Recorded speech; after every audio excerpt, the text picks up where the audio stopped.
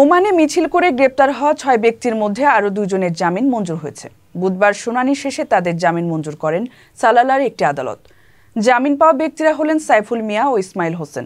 দীর্ঘ ভোগান্তির পর জামিন পাওয়ায় স্বস্তি প্রকাশ করেছেন ভুক্তভোগীরা।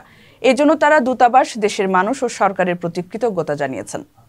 এর আগে মোহাম্মদ নিজামুদ্দিন, আবদুল্লাহ আল মামুন, দিলওয়ার হোসেন এবং কয়েস আহমেদের জামিন হয়। তাদের মধ্যে বিশেষ আবেদনের প্রেক্ষিতে আগে জামিন পেয়েছিলেন নিজামুদ্দিন। তবে বৈধতার কাগজ না থাকায় একজন এখনো হাজতে রয়েছেন। মুক্ত হওয়া নিজামুদ্দিন প্রবাস টাইমকে জানান, জামিন পেলেও তারা অভিযোগ থেকে পুরোপুরি অব্যাহতি পাননি। চলতি মাসে তাদের আরও একটি শুনানি রয়েছে। আজকে তো অক্টোবরের 2 তারিখ। ওই যে আমাদের সাথে আরো 2 জন ভাই যে জেলে ছিল, এরা 2 জন আজকে কোর্টে উঠেছে, এদেরকেও জামিন দিছে। এই মোটামুটি 6 জন পুরাই এখন জামিনে আছে। শুধু একজনের পতাকার সমস্যা, সে ভিতরে আছে, বাকি সবাই বেরিয়েছে। আর আমাদের কোর্ট হলো এই চলতি মাসের 16 তারিখে 4 জনের।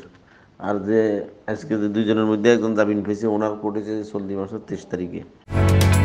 ওমানের সেরা রেট দিচ্ছে বাংলাদেশি প্রতিষ্ঠান গালফ এক্সচেঞ্জ। প্রিয়জনকে টাকা পাঠাতে আজই আসুন আমাদের যে কোনো ব্রাঞ্চে অথবা কল করুন স্ক্রিনে দেয়া নাম্বারে। গালফ এক্সচেঞ্জ, বাংলাদেশিদের প্রিয় এক্সচেঞ্জ।